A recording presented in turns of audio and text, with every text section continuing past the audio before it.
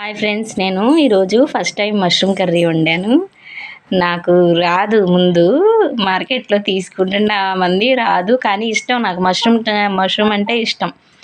మా ఊర్లో వస్తాయి కదా, పల్లెటూరులో మామూలు పొట్టుల దగ్గర అలా వస్తాయి కదా, గట్ల మీద వస్తే అమ్మ ఇదివరకు వండేది బాగా. మా ఇంటి దగ్గరే వచ్చేది, తాడి చెట్ల కింద వస్తే అమ్మ నాన్న తీసిస్తే బాగా ఉండేది అమ్మ నీట్గా. చూడండి, మా చిన్నమ్మాయి తింటుంది. ఎలా ఉంది డాడీ? చాలా బాగుంది, అచ్చం చికెన్ కర్రీ. చాలా బాగుంది. నేను కూడా పెట్టుకున్నాను చూడండి, ఇదిగోండి. నాకు చాలా ఇష్టం అసలు.